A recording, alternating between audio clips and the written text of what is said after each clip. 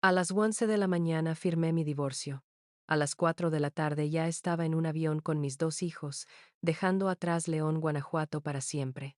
Mi exesposo y su familia celebraban haberse librado, por fin, de la nuera que nunca fue suficiente para ellos. Lo que no sabían es que, mientras yo volaba, su imperio entero ya estaba condenado. Soy Renata, contadora forense de 34 años. Durante 8 años, fui la mujer que sostenía en silencio las cuentas de una familia que jamás me consideró parte de ella. Al día siguiente de mi vuelo, los 6 se reunieron en una clínica privada, convencidos de que un nuevo heredero iba a salvar su apellido. Un médico estaba a punto de decir una frase que los dejaría completamente mudos. Todavía no entendían que esa no era ni la parte más fuerte de lo que se les venía encima. Antes de seguir, quiero preguntarte algo en los comentarios. ¿Tú también aprendiste que el silencio, bien usado, puede ser la respuesta más fuerte de todas? Todo empezó 8 años antes, cuando entré a esa familia como la nuera práctica, la que sabía de números. Georgina, mi suegra, nunca dejó de recordarme que venía de una colonia modesta de León. A Fernanda, su hija, la trataba como una princesa que no necesitaba esforzarse en nada. Cuando Mateo nació con asma, Georgina decía en cada comida que era la genética débil de mi familia, nunca la suya. Yo pagué doctores, terapias y colegiaturas en silencio, mientras Sebastián solo firmaba lo que su padre le ponía enfrente. Aprendí a sonreír y a callar. Pero nadie ahí sabía que yo llevaba años guardando cada recibo, cada firma, cada mentira, exactamente donde algún día la iba a necesitar. El día de la firma, la sala del despacho legal en León olía a madera cara y a impaciencia. Ignacio, mi suegro, tamborileaba los dedos sobre la mesa como si mi presencia le costara dinero. Georgina, envuelta en un rebozo de seda importada, deslizó hacia mí un cheque de 2 millones de pesos. Es más que suficiente, considerando lo poco que aportaste a esta familia, dijo, sin mirarme a los ojos. Exigían que se diera la casa, que tomara a los niños, y que desapareciera en silencio. A un lado, Jimena, embarazada de 5 meses, presumía un anillo enorme que Sebastián le había comprado apenas 3 semanas antes. Nadie en esa mesa sabía que esa tarjeta ya no existía. Yo la había dado de baja legalmente 24 horas después de la compra. Firmé sin que me temblara la mano. Ignacio sonrió, satisfecho, convencido de que finalmente se habían librado de mí a bajo costo. Guardé mi copia del acuerdo con la misma calma con la que guardaba cualquier documento importante. Lo que él no sabía era que ya solo faltaban unas horas.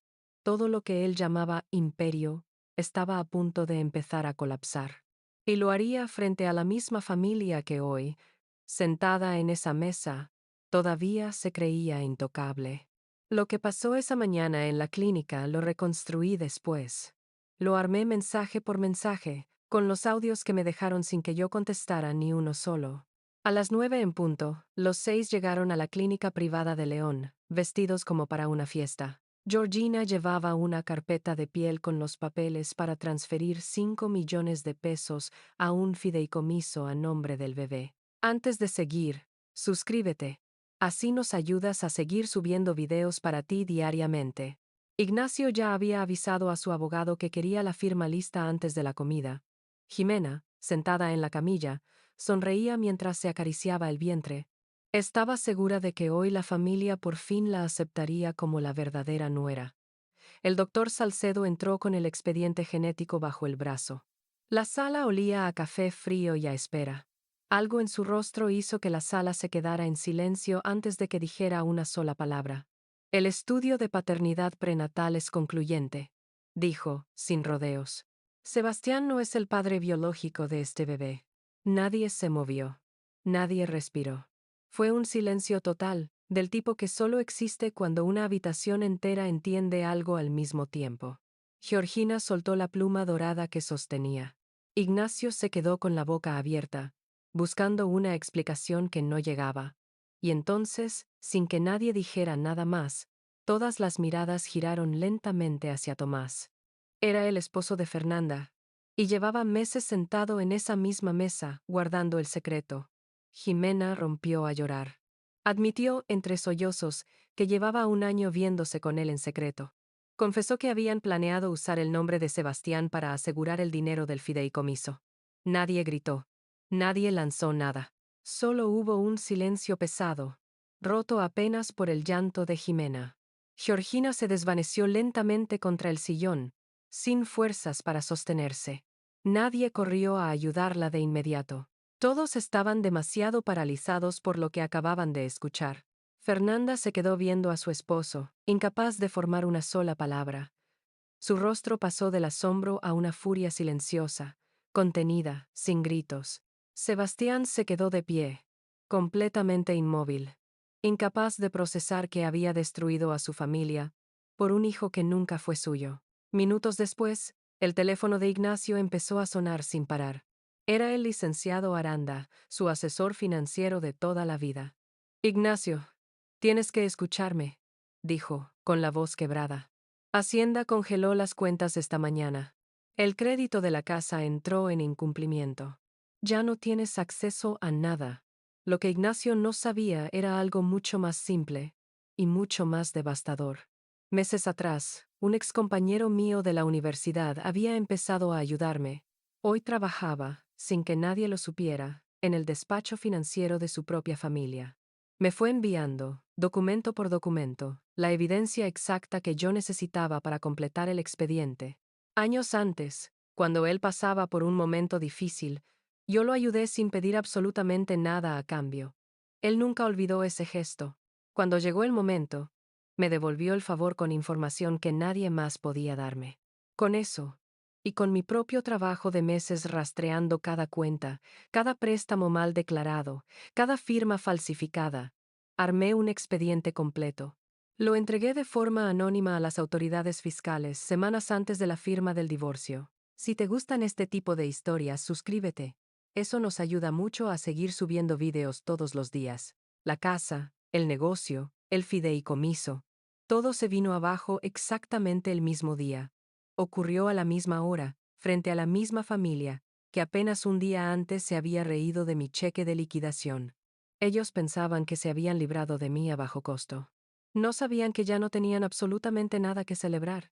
En una sola mañana perdieron al heredero que esperaban, la casa que creían suya, y el imperio que Ignacio había tardado 20 años en construir. Todo eso, mientras yo tomaba un café a miles de kilómetros de distancia, sin haber levantado la voz, ni una sola vez. Semanas después, la casa que compartimos en León ya tenía un sello de embargo en la reja principal. Los vecinos que antes saludaban a Georgina con reverencia ahora cruzan la calle para evitarla. Ignacio enfrenta una investigación por evasión fiscal que probablemente le va a costar años de litigios. Sus antiguos socios ya no le devuelven las llamadas. Georgina perdió su lugar en cada comité social al que pertenecía durante 20 años. Sebastián renta un departamento pequeño y trabaja para pagar deudas que antes firmaba sin leer. Jimena se fue de León antes de que naciera el bebé, sin dejar dirección. Yo, mientras tanto, estoy sentada en una cafetería de San Miguel de Allende, viendo a Mateo respirar tranquilo por primera vez en años. Sofía dibuja en una servilleta, ajena por completo a todo lo que dejamos atrás. Durante años confundí paciencia con sumisión. Confundí silencio con debilidad. Confundí aguantar con amar a una familia que nunca me vio como suya. Hoy entiendo que el verdadero cierre no llega gritando en una mesa de abogados. Llega exactamente así, en calma, con mis hijos sanos, lejos de gente que solo supo valorarme cuando ya era demasiado tarde. Aquella tarde en el avión, cuando salí de León sin mirar atrás, no estaba huyendo.